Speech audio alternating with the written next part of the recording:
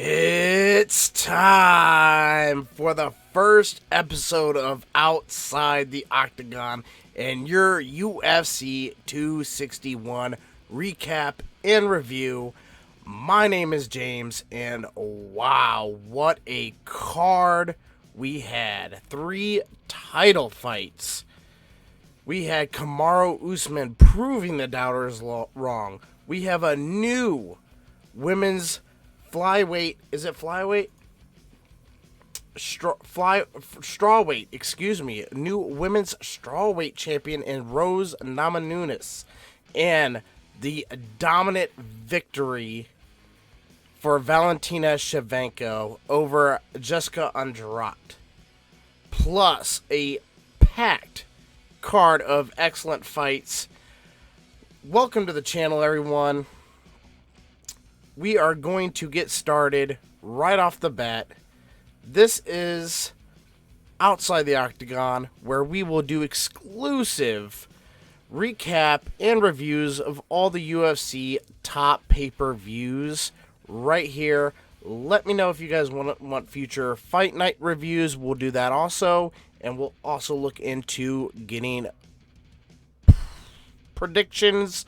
Maybe I might do some prediction videos too while we're at it for a 262. We got a couple fight nights coming up. Let me know what you guys want to see. But welcome to the channel, guys. And this is the review for UFC 261, April 24th, 2021. From Jacksonville, Florida, at the VyStar Veterans Memorial Arena, and this was the first event with a live crowd since the pandemic. 15,000, I believe, fans in attendance for UFC 261, and it was a raucous crowd, excellent crowd. People were rowdy, people were excited, cheering, booing, the wooing.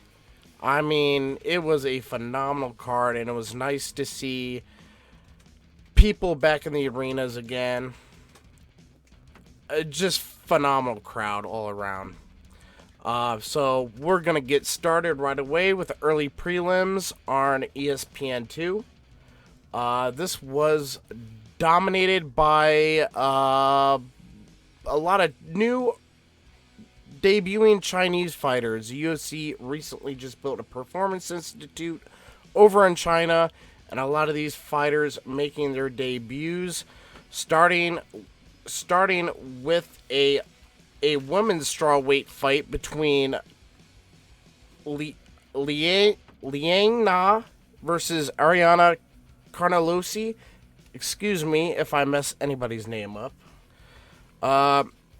This fight very, very jam-packed first round. Very interesting. My prediction before the fight was Na winning by first round submission. She's pretty much the Chinese version of Ronda Rousey. She loves going after her opponents and finishing them with arm bars.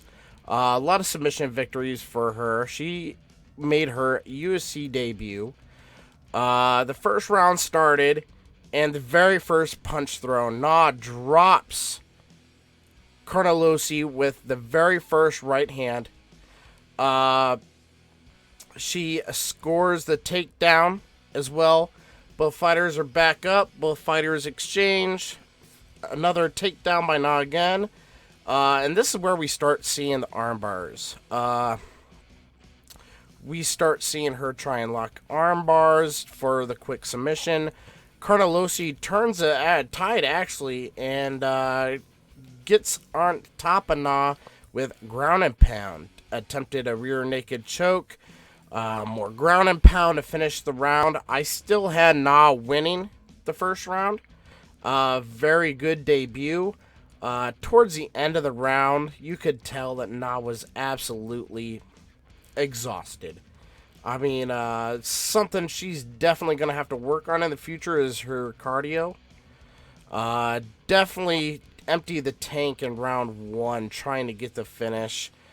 Round 2 starts, goes to the ground immediately. More rear naked choke attempts by Carnelosi. Ground and pound.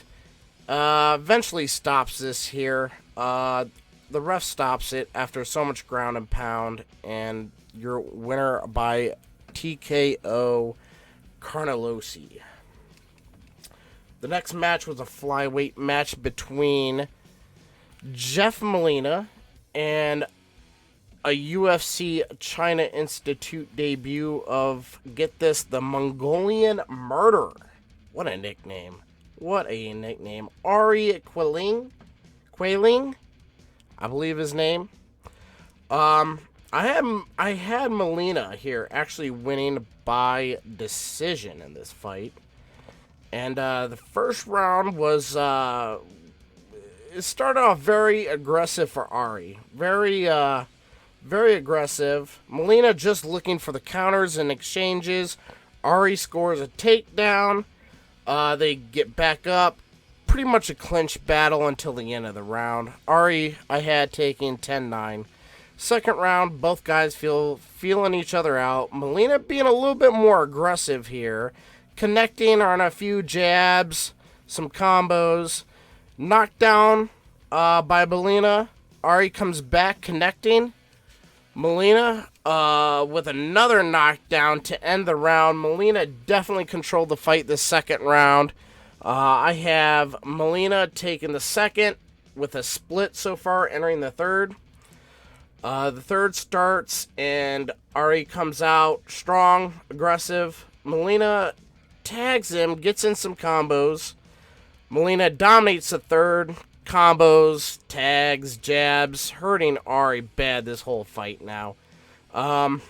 Ari makes a desperate flurry with about 10 seconds left in the fight, but it's not enough. I just felt like I had Molina winning the second and third rounds, dominating. And at the end of the fight, that was a decision. Molina did win. I believe one of the judges gave him a 10-8. So very weird. And there was a 10-8, I believe, scored in the first fight. So right off the bat, very weird scoring by some of the judges. The third fight of the night was Rodrigo Vargas against Rong Zhu. And here's another Chinese making his debut. I actually had Zhu winning via second round knockout in this. But the fight starts with Vargas coming out, throwing some stiff jabs and hooks. Rong Zhu lands a nice jab, Rong with counters. Vargas calf kicks, Vargas the aggressor here for sure. Rong connecting with a few counters himself till the end of the round. I had Vargas 10-9 first round. Second round starts, Vargas with huge leg kicks. Rong catches and takes him down with Vargas attempting a guillotine for about 2 minutes. This was pretty deep. Rong pulls up Vargas, pulls guard again into a choke again till he's gassed. Rong gets gassed out and takes out his back. Rong now looking for a submission. Vargas now takes top position. Rong escapes and gets back up. I had Vargas taking this round as well. He looked very good in this fight. I had him now 2 rounds to nothing. Third round starts. Rong tags him about a minute and 30 in. Vargas has a chin, man. I mean, Rong was hitting him with some nice shots, and Vargas was eating it. Vargas hits a stiff jab himself. Rong lands a takedown. I think he took that third round. But I still have Vargas taking the fight 30-29. And ultimately that was the decision. I think every judge scored at 30-29. Vargas via decision. And the fourth fight, the last fight on the early prelims, Kevin Natividid,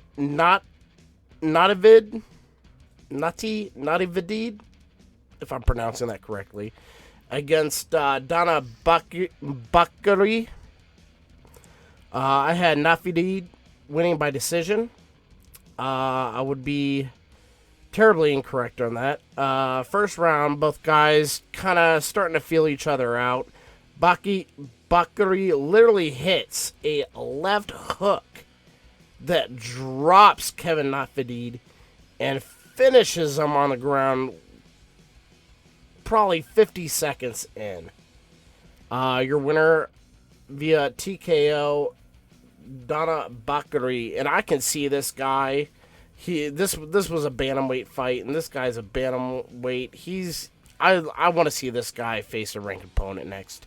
The bantamweight division is just completely stacked right now.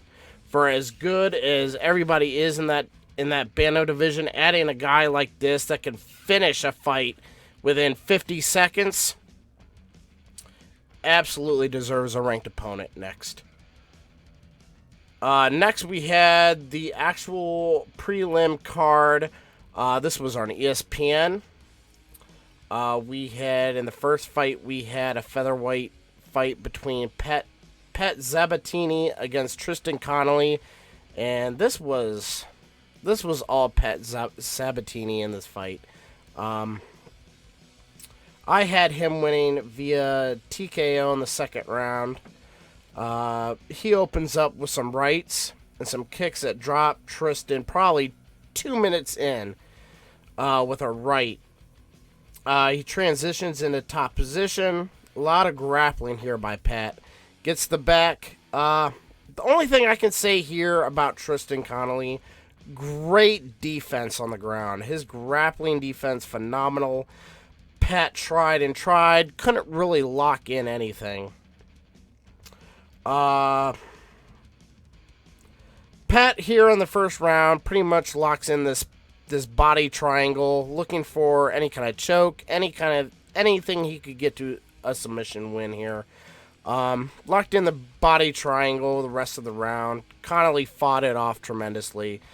End of the first round, Pat Sabatini 10-9 early. Second round starts, both come out throwing jabs. Connolly now being the aggressor a little bit. Missed a right and gets taken down immediately by Sabatini. Pat tries moving into side control. He gets his back. He tries a crucifix. Literally trying everything he can to finish this fight. Connolly is just getting at everything.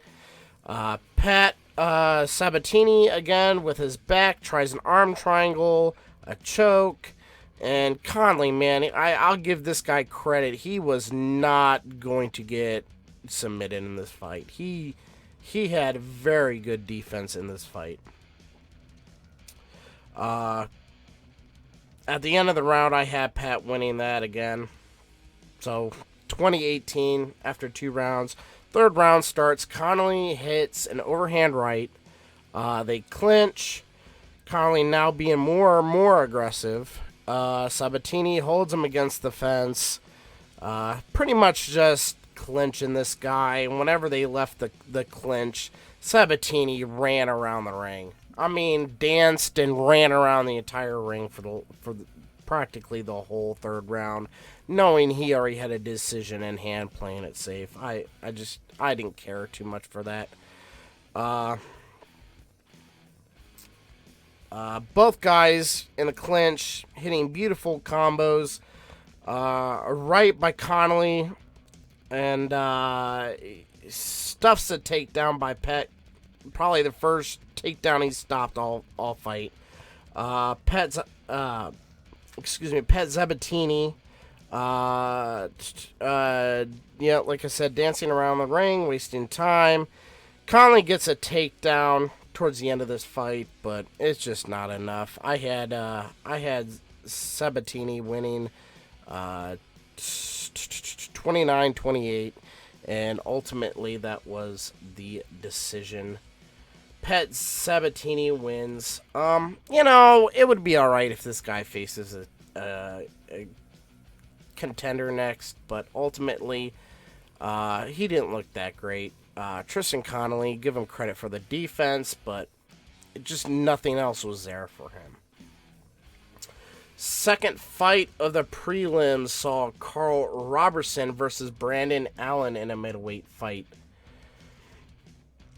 I had Carl Robertson here. I had him winning by decision. Ultimately, it didn't last that long. Start of the first round, body kicks by both guys. Great lefts and kicks by Carl Robertson. Really looked good standing. Both guys just throwing power. Power kicks, power punches. Guys definitely looking for some kind of knockout or some kind of advantage in the standing game there. Allen eventually clinches and gets a takedown. He transitions into a mount against the cage, and they probably only get up for a short time before Allen scores a takedown again. Allen grappling on top, side control, switches back to a full mount. Robinson finally scrambles, and what happens here is as soon as he scrambles, he looks for a heel hook, but Allen beats him to it. Brandon Allen grabs his leg, starts ripping back on the heel. Carl Robinson still fighting. Pretty much both guys looking for the heel hook here, but Brandon Allen just beats him to it. Gets him to tap with 5 seconds in the round. And your winner via submission heel hook, Brandon Allen. Looked excellent here. Third fight of the night. Oh, man. And I'll tell you, this is where the judges, for me, played a huge role in this fight. This fight, welterweight fight for Dwight Grant and Stefan Sekulik, I believe. I had Grant by decision. Not much action to start this fight at all. Sekulik looking for an opening. Grant basically just looking for the big shot. Grant connecting on a lot of his combos, a lot of his shots. Big leg kicks by both guys here. Sekulik attempts a flying knee. Doesn't really get it all. Gets something to get the crowd excited a little bit after the stalemate. More kicks by him. Big high kick by Grant. Sekulik with a shoot takedown to end the round. Not too much action here to start the fight. Very hard round to score. I had Sekulik 10-9. But it could have went both ways, honestly. Second round, guys really both still keeping their distance. Grant throwing, but not really committing to any kind of combo or anything. He's just out there kind of throwing. Sekulik shoots, but Grant stuffs the takedown and hits him with big shots. And before this, a lot of boos from the crowd. I mean, these guys were just keeping their distance, both playing defense. And then, like I said, after the stuff takedown and the big shots, the crowd got into it. They got behind these guys, cheering them on. Like I said, great crowd in Jacksonville tonight. Sekulik now aggressive, shoots and scores another takedown. Grant pushes off and gets up with a series of exchanges, followed by Sekulik pinning Grant up against the cage. Another hard round to score here. I kind of leaned more towards Grant, despite Sekulik taking him down again in that round. I had it tied after 2. Third round, and before this third round even started, a lot of people had Sekulik up 2 rounds to nothing. So pressure being put on Dwight Grant here. Grant lands on top of Sekulik to start the third round, about a minute in. Grant, he didn't like being there. As soon as they went down, he ended up on top. He got right back up. Didn't want anything to do with the ground game. Don't know if that was his game plan or he just didn't feel comfortable or what there. But both guys end up hitting lefts and rights. A couple good jabs. Sekulik shoots again for a short takedown. And both guys get right back up. Sekulik lands a big left. Biggest of the fight easily. Really shook Grant here. Right jab pushes Sekulik back. Another huge nasty left by Sekulik stuns him. I mean, I thought this is where this fight was going to end. It eventually ends up going down to the ground, and Sekulic locks in a deep guillotine with about 15-20 seconds left. And I thought for sure this was going to end it. But Grant never gave it up, man. He stuck it out till the end of the round. So I definitely had Sekulic here winning 29-28. And I know before the third, and he dominated the third. I know if people scored it 30-27 for him, there was no way he was going to lose this fight. And when it went to judge's decision, they gave a decision victory to Dwight Grant by split decision. I think one judge scored it 29-28 for Sekulic, and the other two 29-28 for Grant. I think this was a terrible decision, and the crowd agreed. The whole interview, the crowd is booing Dwight Grant here. Not a great performance by Dwight Grant at all. Sekulic, I feel bad. Stefan Sekulic, he got a win taken away from him there. There's no way that this guy goes in there and dominates a third round, takes a second round, and even some people had him win in the first round. I mean, absolutely terrible job here by the judges, and it set the tone. People were saying, with 3 title fights, hopefully none of these title fights go to decision, because you never knew where the judges were going to go at this point. And the last fight, the prelim cards, we had Cowboy Alex Oliveira versus the Nigerian Randy Brown. I had Oliveira here winning via third round submission. It would ultimately be Randy Brown winning by submission in the very first round. The round starts. Quick combos by Brown. Low kick by Cowboy. And a second low kick by Cowboy. Brown accidentally clips him down below. Just nothing here. A 30-second, pause in the action. Lots of leg kicks by Cowboy. That was his focus on this fight. Just landing the leg kicks. And then all of a sudden, Brown with a devastating right to Cowboy drops him. And he gets on top. He starts grounding and pounding. But Alex Oliveira here, he survives. Brown eventually just gets his back. And as they make it to their feet, Brown is still on Alex Oliveira's back. Locks in a one-handed arm choke. I mean, and I've never seen a man use more force in one arm with this choke than Randy Brown did.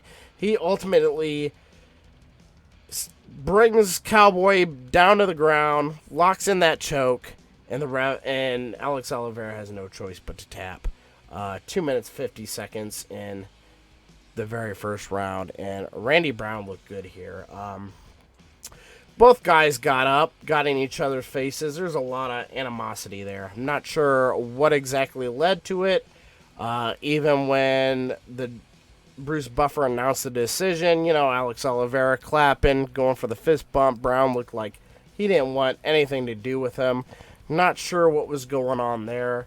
When Joe Rogan stepped in the ring to interview him, he didn't want to talk about it. He promoted his Twitch stream.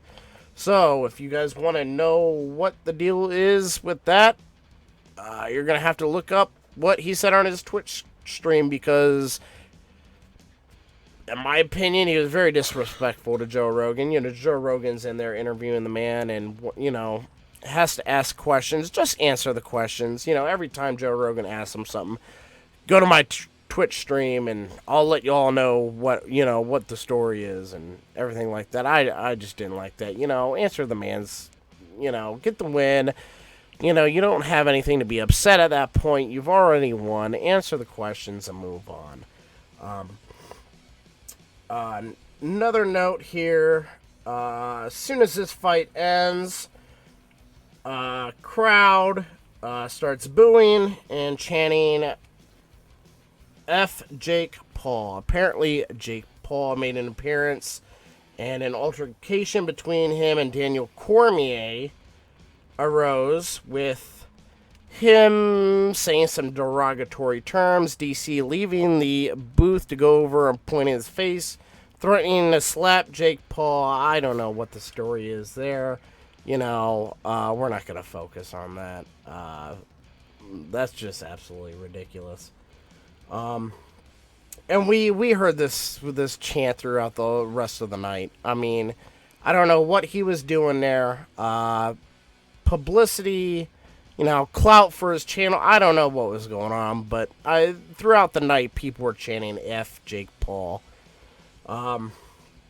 Never really seen what was going on. And rightfully so. They don't need the cameras don't need to focus on him. So your winner in that fight, Brown by submission. And moving on to the main card, we see the first fight of the night. The first fight of the night was, hold on a second here, Anthony Smith against Jimmy Crute. Not much to say here. I personally had Anthony Smith winning this match. Third round TKO. I like Jimmy Crute. I just don't think he has enough right now for Anthony Smith. The first round starts, and both guys look good. Stiff jabs by Smith, leg kicks by Crute, big right hand by Smith, big leg kick by Smith, and he goes down. Crute recovers with control on the ground.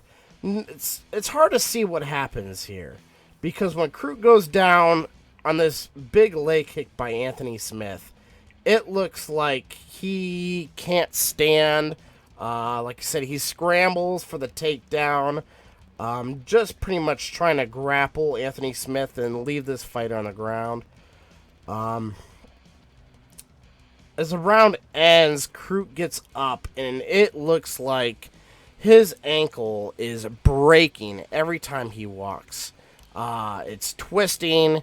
It looks like he don't put weight on it. He can't stand on this ankle at all, which is very strange, because it wasn't even an ankle problem. It was a big, huge leg kick by Anthony Smith.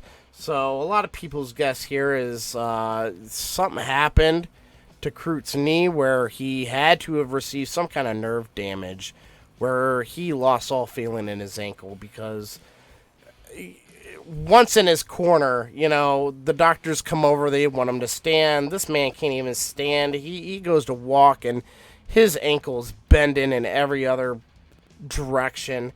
The doctors stopped this fight after the first round, so they give it to Anthony Smith. He'll get credit for the KO, TKO. And Crute was visibly upset. It's tough, when an injury like that happens. But regardless, Anthony Smith walks away with a victory. And another wild one. The next fight after this, middleweight bout between Uriah Hall and Chris Weidman. Absolutely nasty. Absolutely incredible. Uriah Hall becomes the first fighter in UFC history to win a fight without throwing a single strike. I had Hall winning this by decision, by the way. Basically, 17 seconds in, Chris Weidman throws a leg kick that is checked by Uriah Hall, and as soon as he checks this leg kick, it is the Weidman-Silva 2 matchup all over again. Weidman pulls his leg back. It's already broke. His leg is snapped in half, but it doesn't seem like he even notices until he plants that foot back onto the ground, and it just folds in half. The man's leg folded in half. He goes down. The fight stopped 17 seconds in. Your winner is Uriah Hall. Another weird injury TKO victory. And it's really a shame because you can't. Hall doesn't even throw a punch in this fight, so it's hard to judge where Hall goes from here. He still needs to get a quality victory over a contender right now. I look for him to maybe get a rematch with Barrick Brunson, maybe a match with Darren Till, something along those lines. But, man, Chris Weidman, prayers go out for that guy. That looked absolutely brutal. He gets stretchered out of the building. Uriah Hall, class act interview after, said all the right things. Couldn't have been any better. But Weidman, I believe he's 36 years old. That injury is going to be absolutely devastating to come back from. I think we see the last of Weidman here. If he does come back, Uriah Hall said he owes him one. I think Hall moves on. It's going to be a long time before we even see Weidman come back. And at his age, after an injury like that, I don't see him coming back from this. So, after two quick opening main event fights, we go straight into the championship fights. The first one up, Valentina Shevchenko against Jessica Andrade. And I had Valentina winning by decision. But I thought she would dominate this fight but not get the finish here. I thought Jessica Andrade could definitely keep herself in this fight, but the first round came out very slow paced. Valentina gets a takedown. Gets up, gets another takedown, and she goes right for the back. Jabs, combos by Valentina. Once they get back up, they clinch. Another takedown by Valentina. Literally, probably like 3 takedowns in the first round by her already. She tries to get in a rear naked, and this is deep. And Jessica gets her way out of it. Back up to the ground again. They clinch, knees by Valentina, and a 4th takedown by Valentina in the first round. Absolutely dominated this first round. 10-9, easy call there. The second round starts with Jessica Andrade. She comes out, locks up with Valentina, and just tries with all her might, all her strength for the takedown. Just not landing it. Valentina way too powerful for her. She just overpowers her and gets another takedown. Her 5th takedown of the fight. Lands another one. I think her 6th. And this is where the fight comes to an end. Valentina locks in a crucifix, and there's just no escaping that. You get the crucifix locked in, and Jessica Andrade just couldn't do anything, couldn't defend herself. Ref stops it via punches in the second round, 3 minutes in. Dominant performance by Valentina Shevchenko. I don't know who's next in line for her. Caitlin Chukagian has another fight coming up. She's the number 2 ranked contender right now. If she wins that, we could see a rematch there. But outside that, Valentina has just run through this women's flyweight division. The only thing for me that makes sense is for her to challenge Nunes again at bantamweight. Moving up a weight class, taking on Nunes at a bantamweight. And that's a main event fight right there. That's a card that sells itself, Valentina Shevchenko is just absolutely a dominant fighter at the flyweight division. Has run through everybody. Nunes the same in both bantamweight and featherweight. There isn't many competitors left for Nunes to face. It's the only fight that makes sense. Like I said, we'll see what Chukagian does in her next fight. She wins, she might be next in line, but I I don't see anybody competing right now against Shevchenko or Nunez. That's a fight to make in all sense. The second women's fight. Well, this was a shocker for me because I had Zhang Weili winning TKO here. I've watched her just run through Jessica Andrade. I've seen the war she had with Joanna, and she's on a 21 fight win streak since dropping her very first fight. So I mean I give credit to Rose. She's a hell of a fighter. I just did not see this fight going the way that it went. Didn't make it past the first round. You know, Rose Namajunas, just absolutely a dominating performance by her. The first round started with both of them coming out and throwing. Rose literally throws, and this is all that had 1 minute 18 in. Rose throws a brutal head kick and drops Weili immediately. Jumps immediately on her, throwing some shots. Weili tries to get up, and the ref stops it. Now, this is very questionable for me. I watched the fight with a couple other people, and they thought Weili was out. I'd never consider her out of this fight. I don't think she was knocked out.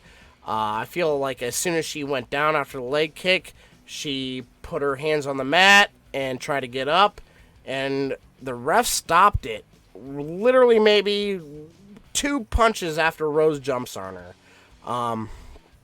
I thought it was a little bit of an early stoppage. I don't get too mad. It was an okay stoppage. It could have went either way. It could have been stopped, but I thought, possibly giving Weili a little bit more of a chance to recover would have been the correct call there. Despite that, Rose Namajunas picking up the win, becoming the women's strawweight champion once again. She looked dominant in the 1 minute that the fight lasts. I mean, Zhang Weili's no joke. She's ran through people. She's beat Joanna. So, unless they want to do a rematch here, which I don't know if they want to do that or not. They could do Rose and Joanna again. It's hard to tell. To me, I would give Weili a rematch because I just don't see Joanna getting a chance to fight for the title, especially just losing her last fight to Weili. So, you lost a 5-round, probably one of the greatest women's fights of all time. And then you get immediate championship match against Rose. I don't see it. I see a rematch between Weili and Rose Namajunas again. I think they're going to let Joanna get another fight in before getting a rematch with either of those two ladies. And then we lead right into the main event. So, main card starts. We go through two first round injuries. One of the women's championship fights ends in the second round. The next one ends a minute in, so we are just flying through this main card. We're going straight into the main event. Kamaru Usman versus Jorge Masvidal 2. As much as I personally am not a fan of Kamaru Usman, I was rooting for Jorge Masvidal here. My money was still on Usman to take the fight.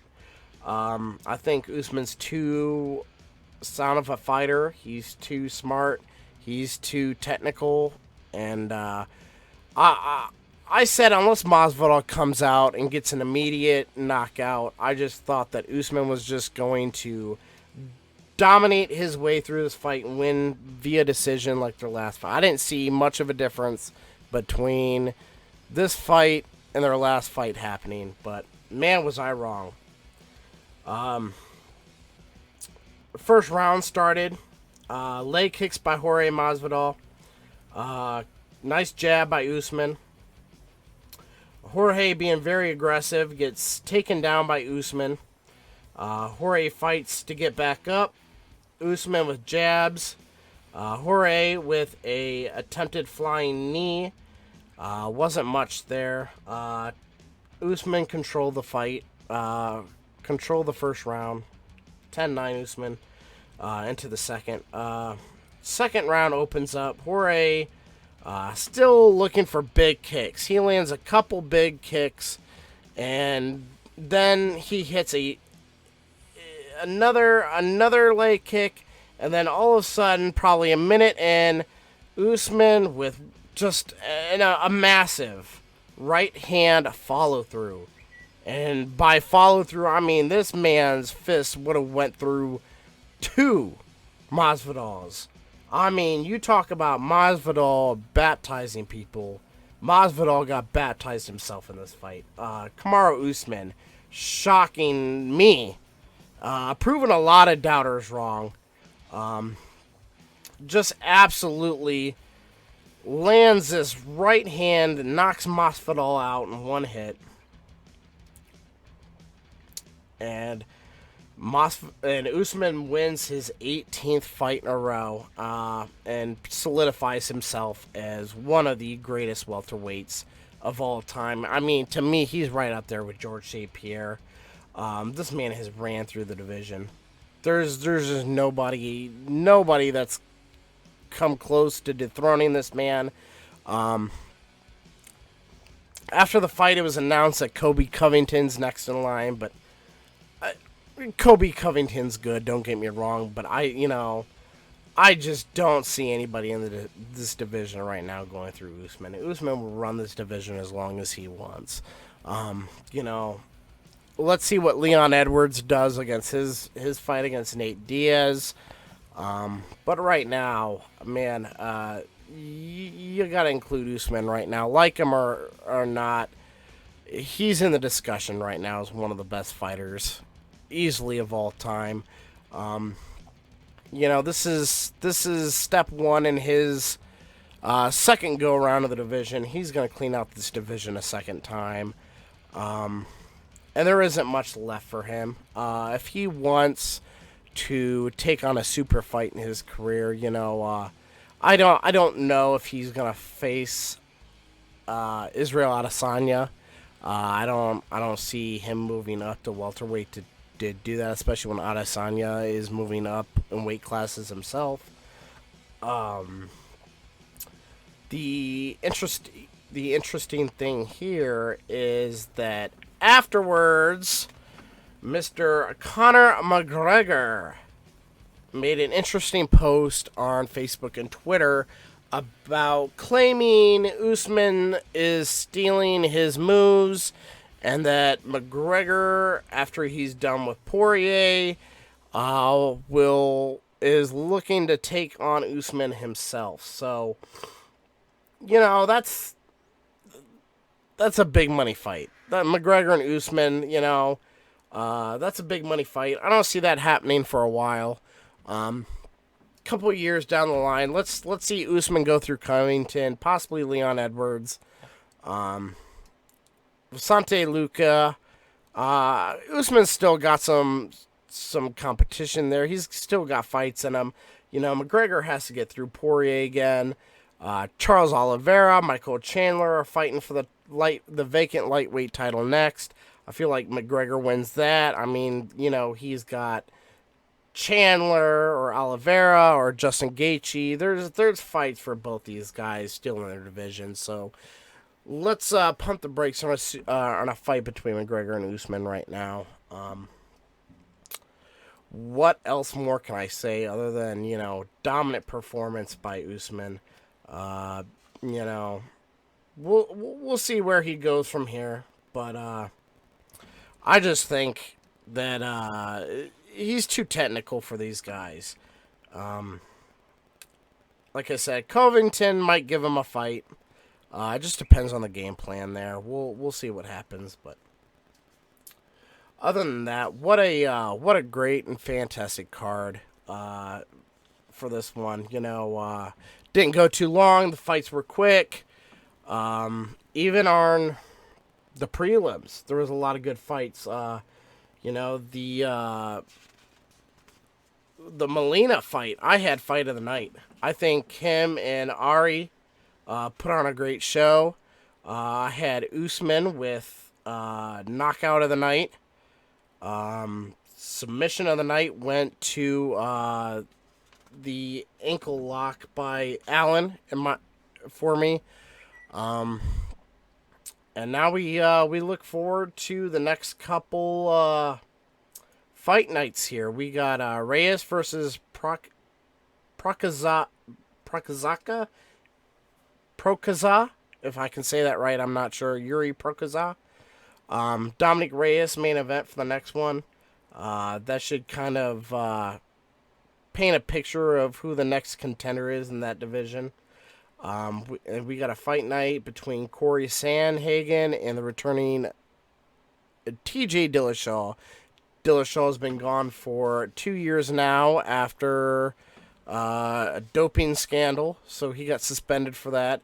So we'll see how that card shapes up. But the next time you might hear from me will possibly be a predictions video for UFC 262. Charles Oliveira, Michael Chandler for the vacant lightweight title. We also have the co-main event, Leon Edwards versus Nate Diaz. We have Tony Ferguson against Beneil Dariush. That should be an excellent fight. We got Edson Barbosa fighting. Like I said, Caitlin Chukagian fighting. It should be a pretty good fight. I believe Jacare Ronald Souza is fighting. So that should be another good, deep card with a lot of good fights on it. So that'll be the next time you guys hear from me. If you guys want to see more, if you guys want me to do predictions or do reviews for the fight nights, let me know. And until then, I will catch you guys later.